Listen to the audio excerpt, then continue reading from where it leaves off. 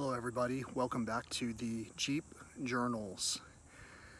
I have an ever-evolving channel name because why not? The only thing constant is change. So today I want to show you something new and something old. We'll start with something new. This is a customized Benchmade Bugout.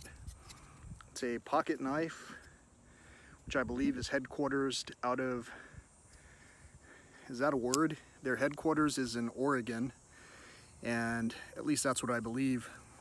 The pocket clip on this one is aftermarket.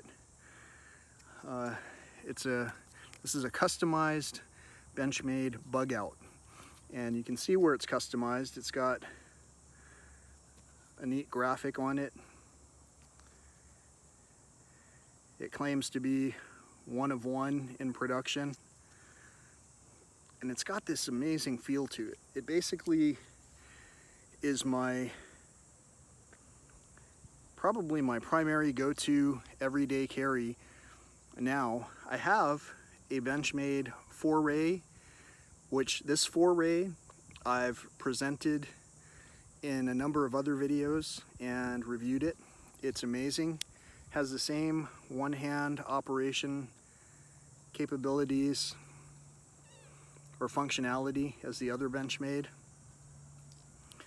And instead of going over the specifications in a way where it's like, this one is point whatever millimeters thick, you know, versus this one, or this one's made out of this kind of cold, you know, steel versus this other kind. What I want to do is to help someone possibly from making the same kind of decision as me, because in the long run, who needs multiple knives? I believe that everyone who is a functioning adult, man or woman, needs to have a versatile cutting tool going into the era that we're going into. And not for self-defense or for whatever, basically for anything that comes our way. I have to give credit to, before I go any further, to my friend Andrew, who, I don't know if he's still at Good Sports here in San Antonio, but he's the one who showed me the Benchmade lineup and caught my attention with the Benchmade Osborne. I believe it's the 943 SBK. I'll show that off in another video. I loaned that one out to someone who was careless with it, and they broke the tip off, scuffed the knife up, dinged it, all within under 1 week. And I had taken another knife to them because they said that knife was too sharp, and the other knife I prized highly as well. They lost that knife entirely, but thankfully I got the Osborne back, and I sent it to Benchmade with a special handwritten request. We'll see what happens. I'll do a follow-up review on that aspect as far as customer service is concerned. But I've already experienced customer service with Benchmade, so I can tell you they're phenomenal. And part of the reason why I continue to obsess about talking about certain products like knives is because certain products are awesome. I can talk about tents that are awesome. Today we're talking about knives. And the reason I have two knives is oftentimes because carrying this one, maybe through confined hiking trails, where I might need to squeeze through a space, I get kind of concerned with this mother of pearl inlay. It's beautiful. It's the reason I have this. I love my connection with nature, and I do everything I can to immerse and surround myself with nature. So this particular knife, though, is a prized gold class Benchmade product, which means it's monetarily challenging to cough up the money for. For me, it wasn't so challenging because the knife is named the Foray, Foray. The spelling's a little bit different, but it was clear to me that it was produced for Ray. My name is Ray. So this Foray I love it. I love the butterfly emblem. It's connected to nature. I love the carbon fiber. It's like a meld of materials that are man-made that connect me to nature in a way. And at the same time, like I said, there are some instances where either I might want to send this one in for sharpening, or where I don't want to gouge the mother of pearl inlay or break it. And so I had a Benchmade Osborne. This one is the Benchmade Bugout, but I still do, it's just in for repairs right now. I have now a Benchmade Bugout. I ordered this very recently. I was extremely surprised at the turnaround time, and I was expecting it to come at some point in the distant future, but it came so fast that I wanted to, first of all and foremost, say there are a lot of shipping delays. There are a lot of delays across the world right now with everything that's going on, as there should be.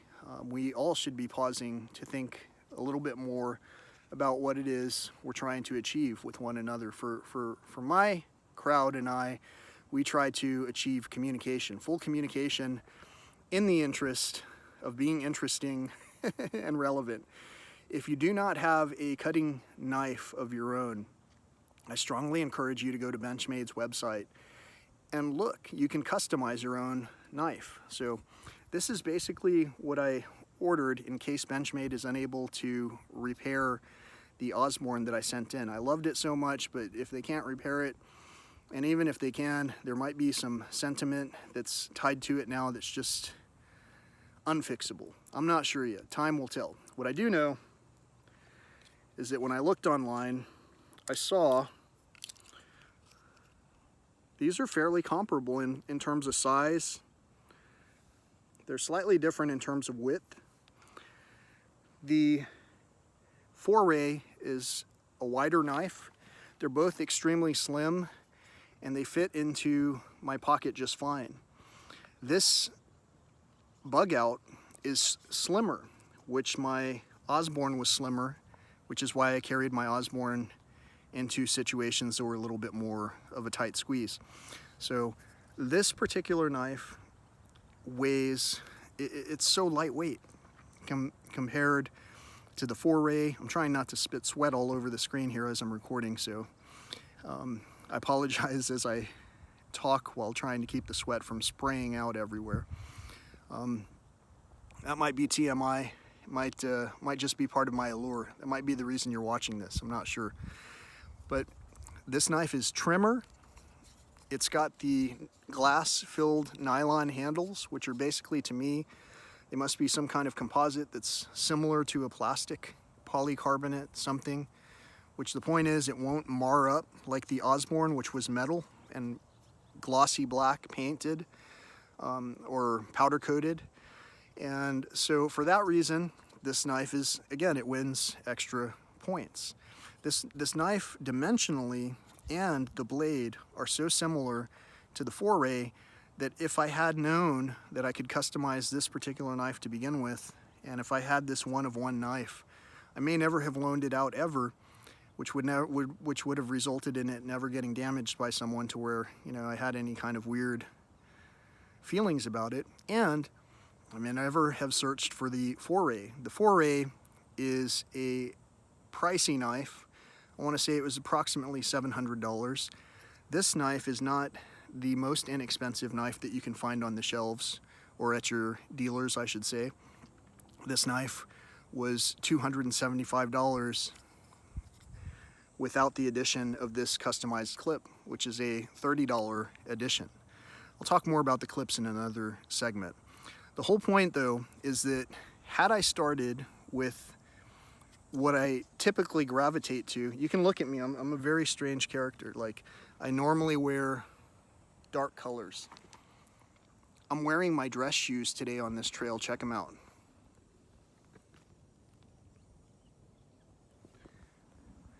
I don't know if you could see that. And I also have some gold jewelry on today. I love the uniqueness, the fire of gold. I love opal. And that basically is what you're seeing in my pendant. Mother of pearl. It's another beautiful item, element, brought to us by nature in a format so beautiful that we want to possess it. We'll talk about possessions in another segment altogether. In the meantime, the reason, again, that I'm telling you this video is maybe it'll influence someone else out there who's having some trouble deciding between... I saw recently a guitar review where someone pitted an off-the-shelf, customized, limited edition guitar to a put-together guitar where someone picked out the body and then put in the hardware aftermarket to build something that replicated that super expensive guitar. And for about half of the price, they were able to build the guitar of their dreams as far as how they wanted it to sound. That's kind of what this particular situation that I'm telling you about is like. For about half of the price, I was able to build my Benchmade backup, which is really my primary knife. And if I were in a different situation where I'd never had the money for either knife, I would still find a way, knowing that someone out there told me this, I would find a way to consider making a customized one-off if I was looking at something else that was even a limited run production that was not as unique as a one-off. Because you can do so on the website for Benchmade. You can build a customized one-off, although the materials aren't the same caliber, the metals are slightly different, the artistry is different. The fact is, these are cutting utensils.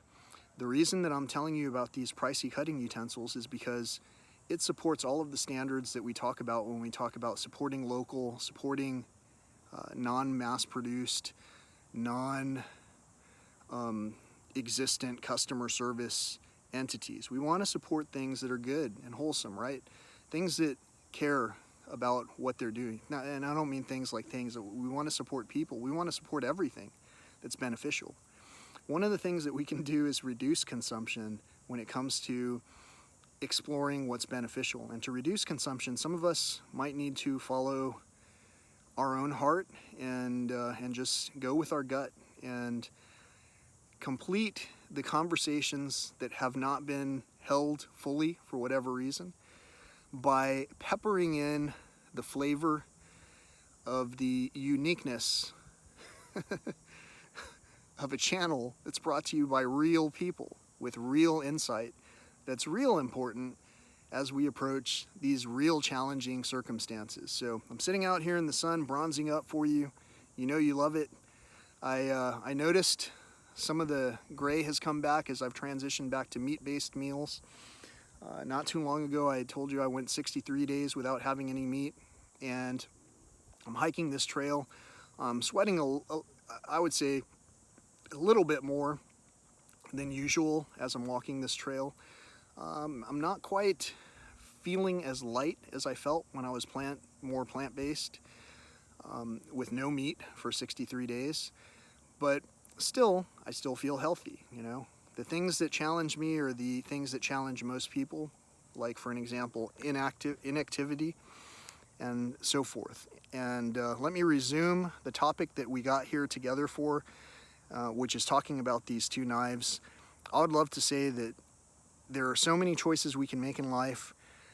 However, one thing that we should avoid doing is buying something for temporary purposes, borrowing something from someone else and destroying it and returning it in lesser condition, and not giving attention to those things that need attention. So I hope you're having a great day. Until next time, peace, love, and all that old school stuff. Stay tuned for the Benchmade Osborne segment, and also the segment where I talk about the pocket clips that go with these beautiful utility knives.